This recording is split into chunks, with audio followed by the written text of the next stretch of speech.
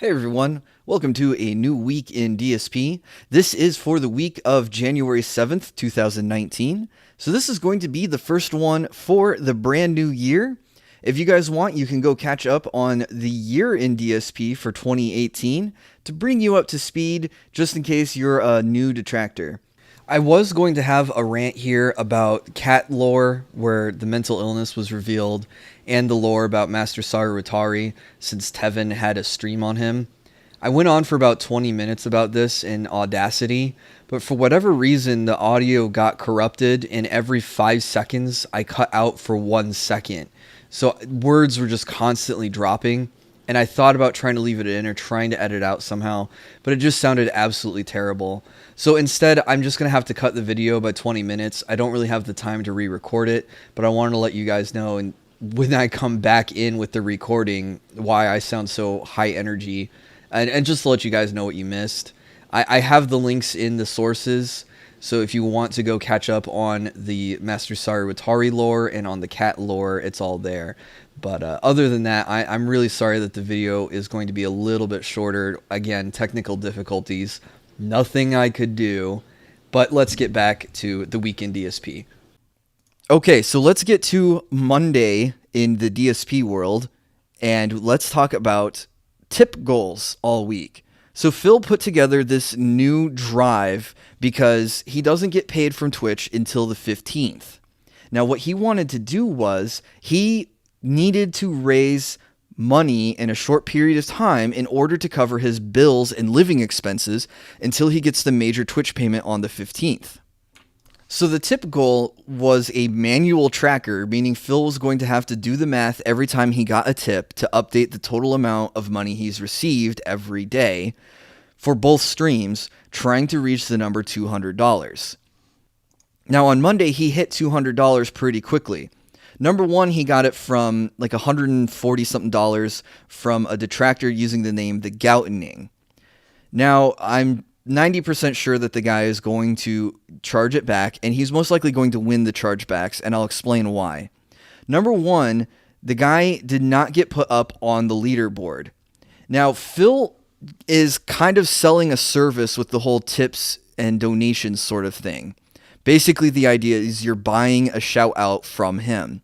Now, if you don't get your service from Phil, you can kind of win a chargeback from PayPal and say, hey, look, I gave this guy $100 for a shout out and to be on his leaderboard, and he never provided either. The Goutening, I think, did like, $131 and spent another $5 and said, put me up there, and Phil refused. So this guy was just sending money to try to get on the leaderboard, and Phil did not want to put his name up there, but was happy to update the tracker for the first day.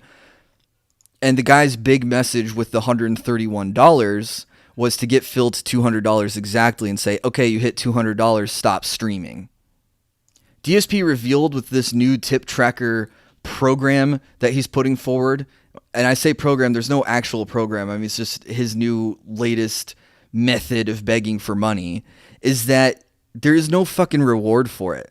People were asking in his chat, like, well, what do we do if we hit the reward? What do we do if we hit the goal? What do we get? Why should we care about giving you enough money to hit $200 today? And he said, well, if you like enjoying all this free content that I constantly put out, then you got to support me, and this is the way to do it. If I don't hit this $200, then I might go away because I can't pay my internet bill. Borderline holding his channel for hostage yet again. My theory on this, though, and I'm trying not to be so grossly out there with the speculation, is that he will continue doing this through the end of the month. He will find some reason after the 15th that he needs to keep doing daily tip goals through the end of January, and maybe he will continue doing it for the end of time. One of the major mistakes, though, of him doing these daily tip goals is it shows his audience how much money he's actually making. So when they see that he gets $200 this day and $175 this day and $250 this day, they know exactly how much money he's made through just tips alone, not through subs, not through bits, every day. That's not enough to wake some people out of the pignosis, but I'm sure there are some people in his audience that probably stop and go, what the hell am I doing? or these other people doing, giving him money for nothing back, and he still does the same lazy streams. You could probably graph it out and see how much money he had through the tips goal versus how many words or his attitude during the chat. And this was very obvious during Super Smash Brothers on its finale, because he came into that with like $40 on the clock. And when he got like a $50 donation, he went from sausage posing and yawning and saying this game's really boring to all of a sudden being up, being animated, and actually started winning in some games. Actually, most games, if he's not making money, he starts yawning extremely loudly and extremely exaggerated. And then he'll say that it was a slow night and there was low interaction. Even on a game like Super Smash Brothers, where he'll be the first one dead in a lobby, so he has to wait for the match to finish before another game starts, and he still won't read or interact with his chat. Tuesday, we got a little bit of spicy stuff going on. We had a job security rant that went on during Grand Theft Auto 3. Now, I have the clip that was from Kama on Kiwi Farms. Okay. Alright, so this Lothric, who's been trolling me with these tips all day, did a $5 tip. Says, wouldn't you have a better, more secure job if you were smart? No, because the smartest people on planet Earth have their own businesses. They're not anyone else's stooge. They don't get told what to do. They're their own boss. Now, just because the field that I'm in isn't exactly the most secure field doesn't mean that what I do isn't better than having a office job or a manual labor job or a retail job. In fact, I've been there and done that. I've had all those jobs, and none of those jobs are secure. Your whole idea of job security is a myth, and the fact that you think it exists, by default, proves that I'm smarter than you. So thanks for the $5 tip. Okay. Alrighty then. So Phil calls this guy a troll because he's trying to say, weren't you smarter? Wouldn't you be better with your money? And Phil's counter argument, of course, is, nope, I'm the smartest because the smartest people in the world own their own business. Well, sorry, Kat. I guess you're not that smart because you're too busy working at Walmart or Starbucks or wherever. We have no fucking clue. But the part where he says that there's no such thing as job security is really disingenuous, especially when he uses it to say, I slam dunked on you in this debate, even though it was hardly a debate because no one can talk back and forth unless this guy sends another $5 to Phil. Phil's been out of the job market for 10 years. He has not tried looking for a job in 10 years. I have no idea where he gets this notion that there is no job security out there anywhere. Now, I guess the low IQ part of it could probably go, oh, well, anyone could be fired from their job, so no job is 100% secure. Okay, yeah, sure, maybe. However, if you're working in the right field, or if you're just good at your job and show up on time and all that sort of stuff, you're not going to be the first one on the chopping block when things go wrong. I mean, unless you're paid a super amount of money over than you're worth to the company.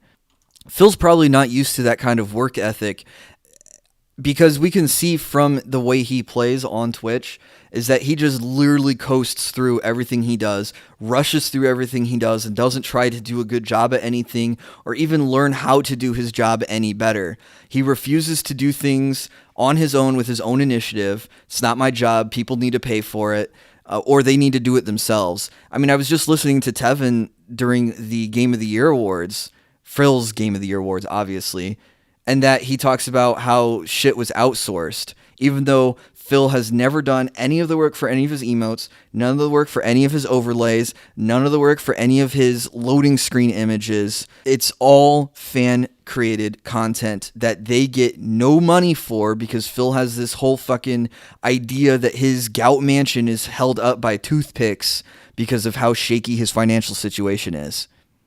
For example, one of the things you can do in your company to make yourself more valuable is to go and learn things about your job or your field or your career, something that you can apply to your job to make yourself more valuable. Go read books. For example, I'm in sales, so I'll go read Brian Tracy books or watch Brian Tracy videos as an example of something that I can do for self-improvement to make myself a better salesman. Phil refuses to watch any other streamer, any other YouTube video, doesn't want to watch any how-to stuff on like how to set up a green screen, how to set up a mixer board for his microphone or anything like that, or how to learn OBS, how to set up Windows so it stops crashing, how to set up OBS so it stops crashing, how to do better audio balancing. He doesn't even put in the effort to edit his videos anymore. And now we're getting to the point too, where instead of doing an edited video like a DSP tries it, now he's just doing shit on air from his love seat. Like he doesn't even bother to get up and record things in different places of the house.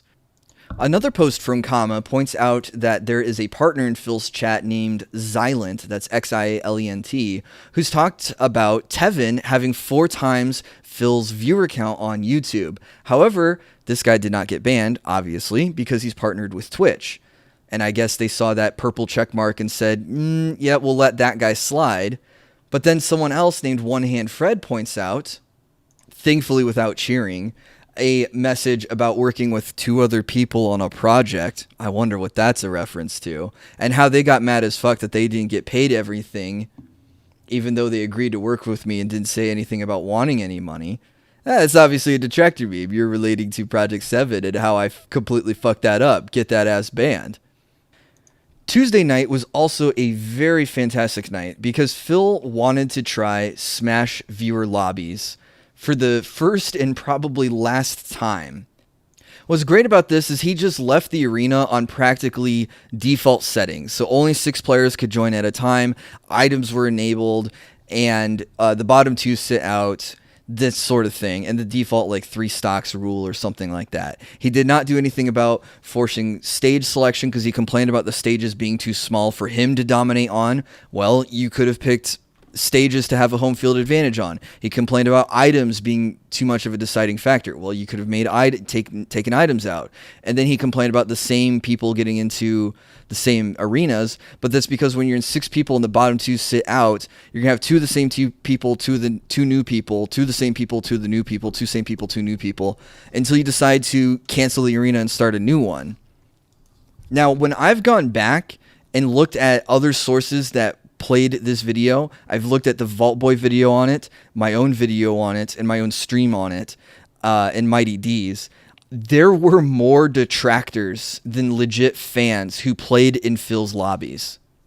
The main one I want to point out, without tooting my own horn too hard on this, even though it was a pretty good accomplishment, I think, was I managed to sneak in one of the lobbies. It was the last lobby.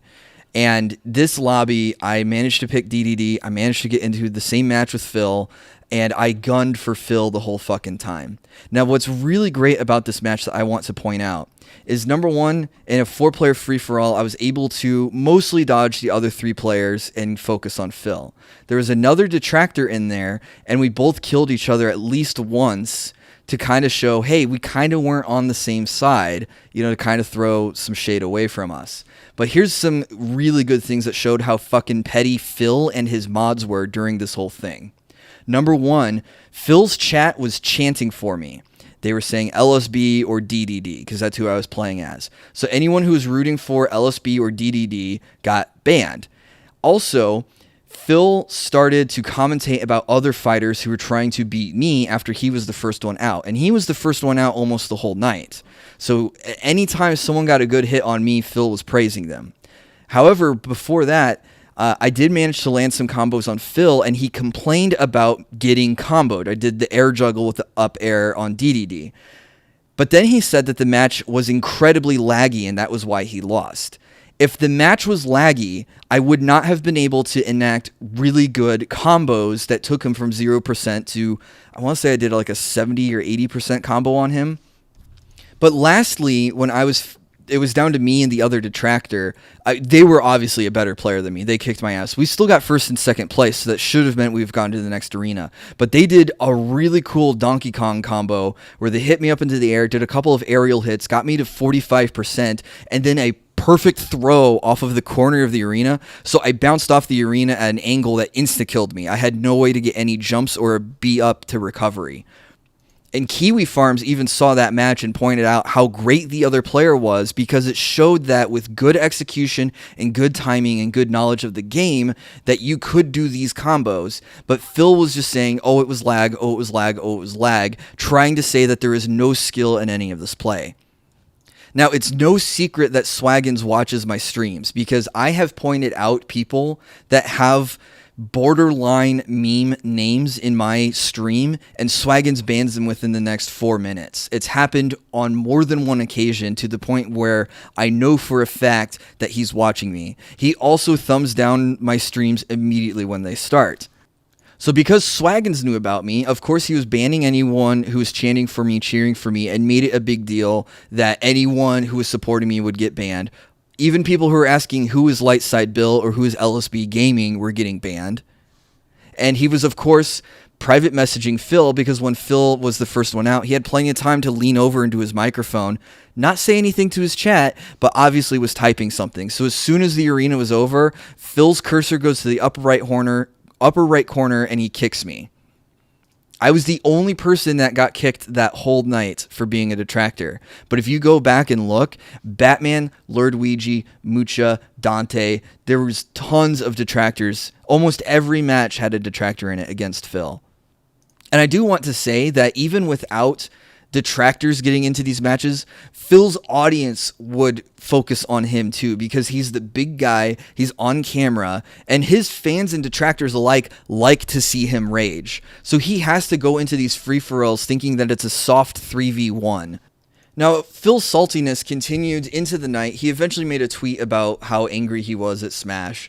But this post here by Soap Queen is really good, because Phil also said how fucking shitty that the online service is for Nintendo Online. If you're going to pay for a service, you'd think you'd get better performance. And then I present to you an example of paying for a service and not getting improved service, and it's just a screen cap of Tip's goal. Because, hey, if I get $200, I'm not doing anything extra. I just want $200 from you. Wednesday, I restreamed Final Fantasy IV, and during the pre-stream, Phil made mention that Kat has been so sick that she hasn't talked to him in 2 days. Now, I didn't go and dig out the actual clip for time constraint reasons and a little bit of laziness on my part. I didn't go and get it, but it's out there. Apparently, Kat has been so sick that she hasn't been able to talk to him in 2 days, if you were to believe that. My theory is because Phil has also since said that she's also sleeping downstairs, they're not talking. Things are not going well in Goutopia. Phil and Kat are probably feuding. She might be giving him the cold shoulder. He might be even making up that she's sick entirely. That is if she's still alive. We haven't seen her since the Halloween stream, and Phil promised her last year during the girlfriend reveal stream that they were going to do Thanksgiving and Christmas vlogs together. Well, those obviously never happened. Instead, we got the state of the stream begging, and we got no Christmas streams. Instead, it was just the New Year's Eve podcast, which is about as lame as the Christmas Eve podcast, and the Holiday Gaming Marathon, where we got DSP tries it eating cereal by the handful. Also, I took a screen cap of Phil's leaderboard after he got a cheer from someone with the name Lollyboxing. That's kind of why I wanted to go into Master Sarutari before I got into all this. Phil put the name up on the leaderboard, and he also got an anonymous tip. He spelled anonymous wrong. But I wanted to point out here that he can't automate the leaderboard with his subs, tips, and bits because he'll get troll names up there. That's his excuse. He's afraid a racist name will get up there and he'll get banned from Twitch. But he has no problem with putting lollyboxing up on his fucking leaderboards. I have a post here from Soap Queen, which is a graph of DSP's last 300 videos and how many views they have gotten. He's not doing super hot. 2,000 views on a channel with 186,000 subscribers on the precipice of 187,000 is pretty low. I have almost 1,000 subscribers, but my restreams, my uploads, the year in DSP, I hit 2,000 video views per video pretty regularly now. And I only upload weekly. I don't upload daily, to be fair. Phil can't make up his mind between hating on YouTube or all of a sudden needing YouTube to help cover and pay for his bills.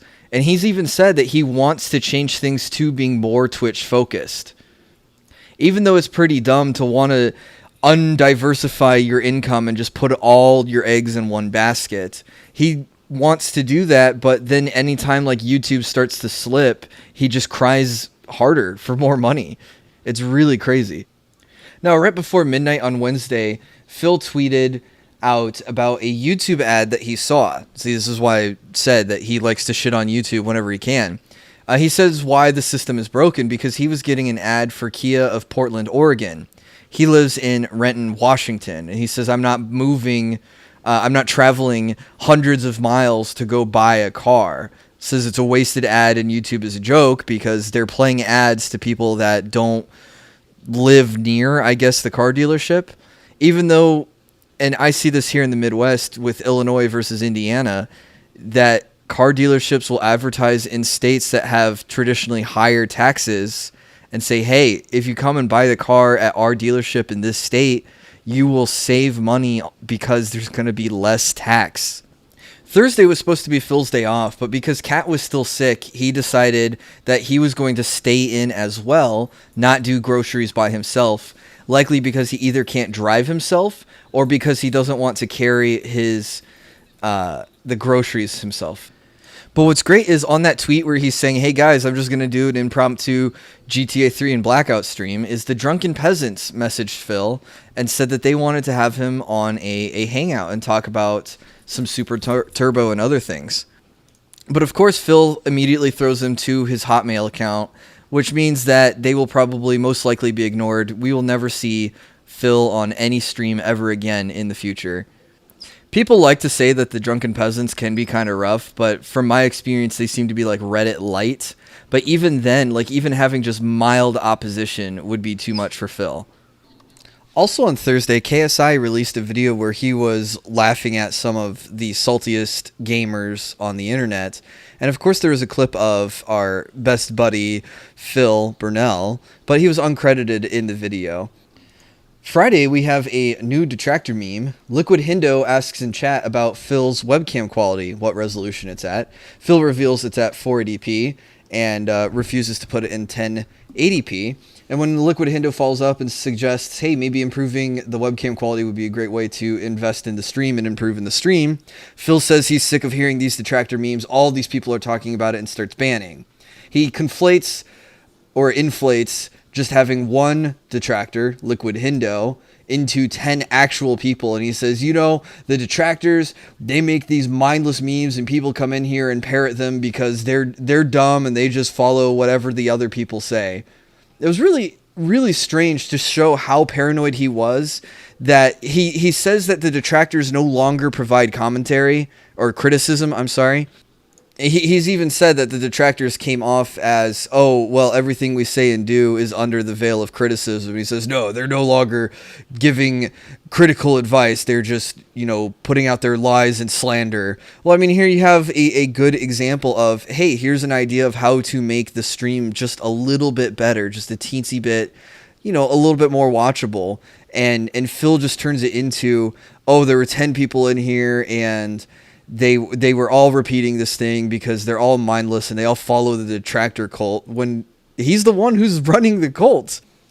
Friday, Phil picks Call of Duty multiplayer for a stream, which seems really strange because Tales of Vesperia released on Friday. We had the Resident Evil 2 demo released on Friday, which, I mean, was getting tons of traction. I mean, I even had people coming into my streams, coming into my Discord and on Twitter asking, hey, Bill, are you going to play Resident Evil 2 demo? Have you played it yet? Have you played it yet? And even still, I have not had the time to sit down and play it yet. There's also a God Eater 3 demo that came out. So there were 3 opportunities, 2 demos and a new game that Phil could have touched on for a stream instead of just replaying a game that he has hated on constantly. His excuse for not playing the Resident Evil 2 demo, which is like the biggest demo and probably one of the biggest releases so far besides Kingdom Hearts 3, was that he didn't want any spoilers. But spoiler alert, he's already played Resident Evil at least once on his streams or his YouTube video. So what is he going to spoil with the demo of the remake? According to Nobody Really, their post shows that Phil was hosted, and this host took his viewers from 200 to 400, and Phil never thanked the guy for the raid. It seems this is just another example of Phil, again, being toxic to the gaming community and being ungrateful, of course. But instead of thanking the guy for the raid, he just goes silent, doesn't acknowledge it. It's really sickening. It's like he expects people to throw these views at him, but he never throws views to other channels, which is really bad. There's other small-time streamers that would love to have Phil's 200, 400, 600 viewers, and it's pretty popular on Twitch to just do these hosting chains. You know, I'm finishing my stream, I find a stream that I like, or a streamer that I like, I host them, I make them feel good, I connect with another person, it's networking, so now I've made that connection, they might host me back in the future, and then when their stream ends, they go and find another stream, and they keep it going. Not in Phil's case. Phil's case is he takes these hosts, he doesn't thank the host because he thinks he's getting raided because it's all there to make fun of him. He always ups the follower mode so that way the new incoming viewers can't say anything. So it's an incredibly borderline hostile environment for new viewers. And so how is he supposed to retain any of these new viewers? How is he supposed to win them over and turn them into fans, get them to follow him and get them to subscribe to him when they can't chat with him, they can't interact with him? And then they just see how ungrateful he acts when his followers tell him to thank the raid and he refuses to do so. This post from Penske Material talks about the quickscoping triggering. So in the console version of the game, I don't know if this works on the PC version, but because there's aim assist on the console, you can start to aim down sight on a sniper rifle, and the game will start to autocorrect for you, and you just pull the trigger right away. You don't have to go all the way down the sights and try to line up the crosshair. The auto aim is actually generous enough that it will help snap to body shots. But Phil was incredibly upset by this, and he's calling them pussy quickscopers. And I mean, there is clips of him just going, pussy quickscope, pussy quickscope, pussy quickscope, every time these guys got the kills. Oh, look, we win. I'm the best player on both teams, even though they're all quickscoping pussies. Ooh, you really scare me with all your skill, you quickscopers. Oh, I'm gonna go join FaZe. Oh, get the fuck out of here. Still fucking win. Still win, bitch.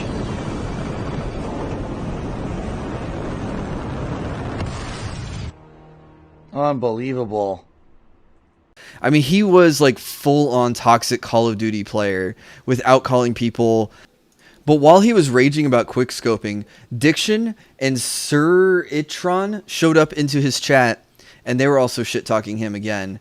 But of course, you know, because they're partners, Phil's Mods didn't do anything about them. And what's also interesting, too, is their partners making fun of another partner. So I'm waiting for these guys to get a strike or something from Phil's inside person in Twitch TV. Soap Queen pointed out that he used to do these little chat segments after the YouTube recording ended. So on OBS, you have a start stream and start recording option, and the start recording option makes a local video file, which is what Phil takes and uploads to YouTube with no editing. That's why you'll see him lean over occasionally, because he's going to hit stop recording and start recording again to create a new file to upload to YouTube. So he doesn't even have to open it up in a video editing software to clip from one long raw file. But even after he does his YouTube addressing, he used to hang out on chat for at least a few more minutes to talk with the Twitch viewers. But now he's just completely stopped doing that. And now it's end stream, which also ends the local recording at the same time. He's just been clocking out so early this week. There was a couple of nights he clocked out like 5 minutes early. And then the night that he finished Grand Theft Auto 3, he clocked out 20 minutes early. Kama does a typical check-in. They've been recording how much money Phil has made with the $200 a day goal. So January 7th was $253 in the morning and $30 in the evening. So almost $300. The 8th, he only made $71. That was the Smash stream. January 9th, he made about $250 again. The 10th, he only made $140, and then the 11th, he only made $42. So he's made $800 in 5 days, while he was looking for basically $1,000 in 5 days. So only 80% of the way towards his goal. It is possible that Phil may continue this going into the future. He may run this through the rest of the month. He may run this through the rest of forever. But so far, he's been making these goals, which just creates an outward-facing number that shows his audience how much money that he's making. Saturday is the start of the Throat Saga 2.0, or the Sickening 2.0. Basically, Phil says that he couldn't get to sleep. He posted this at 2:45 a.m. his time, that he can't sleep because the right side of his throat is hurting. This threw the Kiwi Farms into a little bit of speculation, like what medical issue could this be? Someone was saying he has an esophageal ulcer, basically a hole in his throat. Basically, he still needs to go to a doctor. He hasn't gone to a doctor yet, or at least he said he hasn't gone to a doctor yet. And he keeps saying, oh, it's too expensive, it's too expensive, too expensive. But he really needs to start taking care of himself, especially as he gets older. Anyway, so he ends up canceling the day stream, and then he comes back later and says, oh, we're just going to do a short day stream, and it's going to be Final Fantasy IV. Yeah, great choice of game there, where you read every line of dialogue. That's great rest for your throat. But it was super annoying to me because I had a stream scheduled for Saturday. Then he canceled it. So I canceled my day stream and changed it to his night stream. And then he gives me like 1 hour to start the day stream. And I was a little late to it. Saturday, though, Phil also revealed something new that he's done for the channel, where he has his own custom cheer emotes. So if you, instead of typing just cheer 100, type DSP cheer 100, you get the cowboy DSP, the cowboy hat DSP with the two revolvers shooting, all the way up to the 5,000 bit one. So there's a special donation one at 5,000 bits where it's DSP Ryu doing a Hadouken, and he gets immediately got 2 people who donated or tipped 5,000 bits, which is $50 to get it off. So the Saturday stream was off to a great start since he got $100 just announcing that the DSP cheer function was there. I can't say that they're absolutely terrible, but it's revealed that another user made them for him. Because there was some issue with some of the background flickering or not appearing transparent in a couple of the emotes, and Phil called out the user for making them and saying, hey, you need to fix this. And the user basically said, oh, well, it looks fine on my end. So on one side, it's like, hey, it's great that Phil's improving his channel. But on the other side, too, it's like, man, he completely outsourced that labor for free. He did not pay anyone a dime for it, and he can't get good help to troubleshoot the issues that he's having with the transparency in the background. So again, it's just he threw together whatever he could, and he got a cheap $100 out of it, and the artists saw absolutely nothing for their work. Just basically, not quite getting yelled at, but basically just getting thrown under the bus for it not working to Phil's standards. Saturday night was the Minecraft stream, which we restreamed, and there was a good little bit where he was given money and the user was asking for him to provide a dab in return. And Phil refused. And he's like, man, why are you making requests? I'm not your slave. He wants you to just tip him to support the channel and expect nothing in return from it. But the bottom line is, if you're tipping me, you should be tipping me to help. And, you know, to keep me streaming and stuff. Not tipping me because you want me to sing fucking Snake Eater. What the hell, man? I don't even remember the song. I just find that to be, again, incredibly disingenuous and ungrateful. Here's someone who wants to feed you money, and here you are refusing to do a very minor request. It was actually singing Snake Eater. It wasn't dabbing. But even still, like, it's such a minor thing, and you're getting money for it. I mean, he could make some serious dough if he just let a little bit of his ego go and dance like a clown for the fucking pennies. So Kama, again, with another legendary post where they took a screen cap or a clip of Phil's pre-stream where he goes on and says, hey guys, I want you to respect the rules. There's no negativity or toxicity in these fun streams. It's a great place to hang out. But in the middle of the game, he starts yelling about the games and developers yet again. He also gets mad at chat and throws a hissy fit and starts calling them names as well. It's again just another major example of how Phil is anathema to the fucking video game community. Here he is, he's saying, hey, you know what? You guys aren't allowed to make insults. We're going to be positive. We're going to be chill. We're going to have fun. But he's the one that ends up throwing fucking insults. He insults the game for being archaic, the developers for not knowing any better, and then getting mad at chat because Liquid Hindo, for example, told him one of the objectives for the mission was like in the middle of the airport, and Phil goes and drives to the middle of the airfield, and of course the objective's not there, and he goes off and rants and rages about getting trolled by his chat. It was a very salty finish to GTA 3, I must say. Actually has a good post that shows the effects of the tip goal that Phil has been running. When you look at this little graph, you see that the dark red line is actually steeper than the orange and blue lines. Those are the trends for October and November, and it shows that he's actually doing pretty well comparatively to those last couple of months. So it is very possible that Phil may continue this tip goal trend because it looks like it's making January start to outperform a couple of other big months for Phil. Sunday ends with us getting a twit longer from Phil because Phil kind of went onto a little bit of a tirade after the end of GTA 3. Basically, he stalled out, so instead of clocking out 30 minutes early, he only clocked out 20 minutes early.